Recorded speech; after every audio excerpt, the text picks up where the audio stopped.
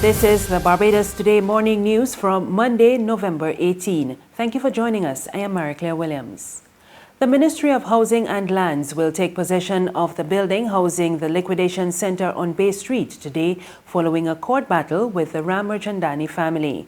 Government acquired the property through the compulsory acquisition process of Parliament, with the notice to acquire having been served on the owners in March this year. It forms part of the tourism footprint identified by the Mia Mottley administration for a number of hotel developments, including the new Hyatt. Attorney General Dale Marshall says the November 4 deadline to turn over the property to government was not met, but the owners wrote to government asking for an extension of occupation until January 2020. Government rejected the request on the grounds that the company had been given more than enough time to complete its relocation. On the weekend, the company took the government to court. We convened a meeting with Mrs. Rath on Friday and indicated to her that we needed to get the premises vacated immediately and that we would expect her to start taking those steps. We also informed her that in the event that she did not vacate the premises, that on Monday 18th, we would be utilizing the resources of the Royal Barbados Police Force to take possession. Mrs. Ram applied to the High Court today for injunctive relief, but the court dismissed her application on the basis that there is no serious issue to be tried. Mrs. Ram then applied for a stay of execution, and that was also refused by Madam Justice Reed. And so on Monday, we expect that the team from the Ministry of Housing, with the support of the Royal Barbados Police Force, will be on the premises to take possession of the premises so that the government can finally have access to what is required. Marshall added that while government effectively owns the property, the process of compensation has not been completed.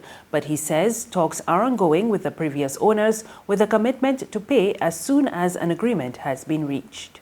The matter of compensation is one that is outstanding, but the law provides clear mechanisms for how property is to be valued and the process to be gone through. And those processes are now in the hands of Mrs. Ram. She's the one who has to take the initiative in that regard. And as soon as we can get the compensation amount determined, she will be paid. The number of road fatalities so far this year has fallen to less than half of the total number for the past 2 years. 9 people have died in traffic accidents in the first 10 months of this year, compared to 28 in 2017 and 26 in 2018. But Transport and Works Minister Dr. William Duguid says this is still too high. He was speaking on the sidelines of a church service yesterday to mark the United Nations World Day of Remembrance for road traffic victims and their families. Notwithstanding the low level of road fatalities in 2019, it is my position that one road fatality in any year is one too many. We all know too well the social, economic and emotional consequences that follow the death of someone on our roads, with families shattered and breadwinners no longer here. Efforts must therefore be made to develop our road safety system to a state where road fatality is a rarity. To this end, traffic rules and guidelines have to be put in place and strictly followed so that serious accidents and injuries can be averted. Ladies and gentlemen, the Ministry of Transport Works and Maintenance, in synergy with stakeholder organizations, must develop the environment and legislative framework that support the enhancement of a modern transport system.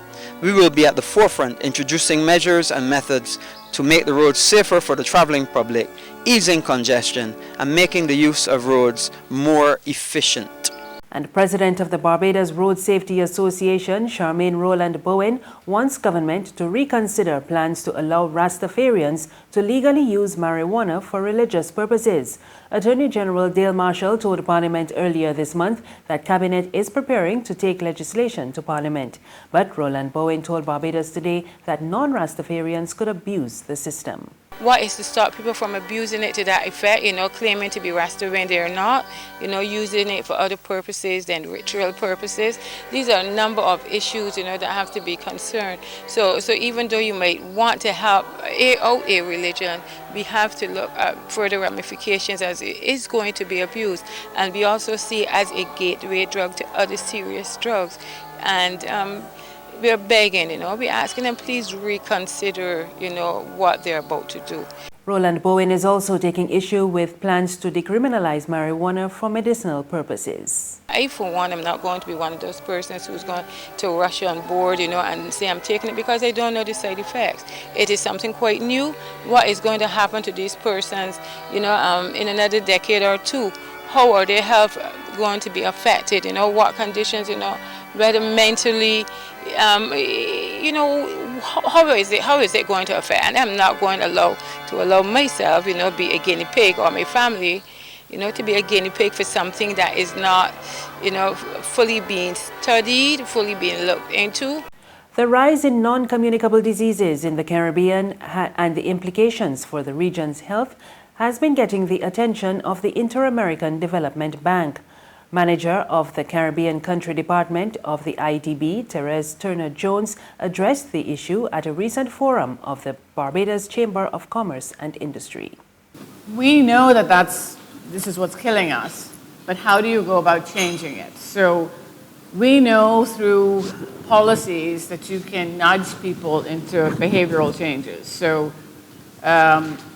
not having the sugar drink because somebody's posted what the calories are, or just making people more aware of how much sugar is in one soda beverage, or actually juice. Like, most kids don't really need to drink juice because it's mostly sugar. How about eating the fruit instead? So there are all kinds of behavioral insights we're learning about how to get better outcomes, how people can make better decisions, and how to get better nutritional information, especially to people who are less educated or don't have the same access to information that others do.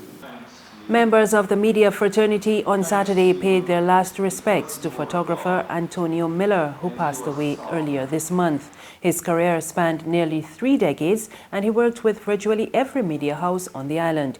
His longtime friend, Press Secretary Roy Morris, eulogized him as the perfect news photographer. If one could have taken clay and crafted the perfect news photographer, he would be called Antonio Miller. Journalism is a profession that can be taxing, tiring, and time-consuming. It calls for more than an 8-hour workday. It calls for one sometimes to ignore the fact that it is 3 a.m., that family is waiting to celebrate Christmas, weddings, anniversary, and a host of other things that under normal circumstances should take precedence over work. For Antonio, none of them did. Antonio was available to ply his trade with equal energy at 2 a.m. as he would at 2 p.m. There's regional and international news after this short break. It's Festive Friday at the Bridgetown Night Market at Pelican Craft Center. Kick off the weekend this Friday from 4 p.m. to midnight with loads of food, drinks, and entertainment. Get ready for Crop Over with the Rhythm Roots Street Parade. Party like it's Kadooman Day on the street around Pelican Village with costume reveler, music, and more. It's Festive Friday. It's Festive Friday at the Bridgetown Night Market at Pelican Village Center from 4 p.m. to midnight. Admission free.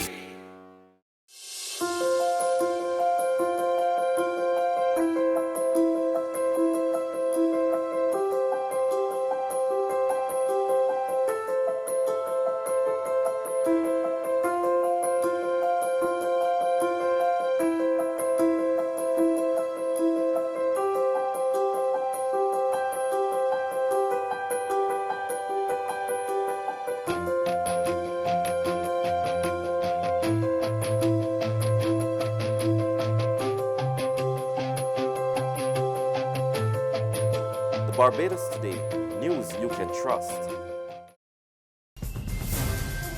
Thank you for staying with us. We're back with news from the region. Montserratians go to the polls today to elect a new government. 55 candidates, including 9 independents, are contesting the polls. The ruling People's Democratic Movement is contesting its 2nd general election, but it is doing so without Premier Donaldson Romeo. He was ousted less than 24 hours after he announced the election date.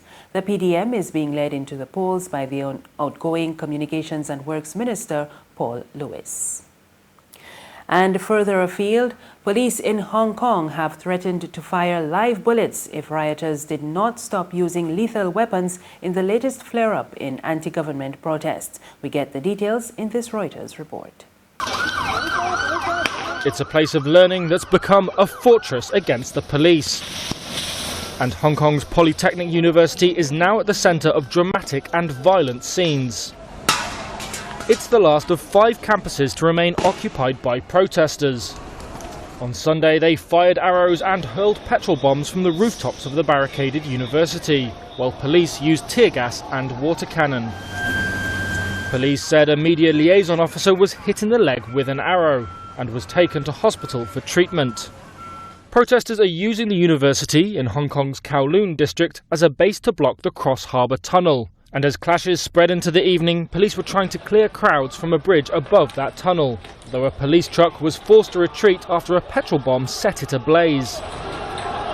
Fires on the bridge were later put out by emergency services. Chinese soldiers in a base close to the university were seen monitoring developments with binoculars, some dressed in riot gear.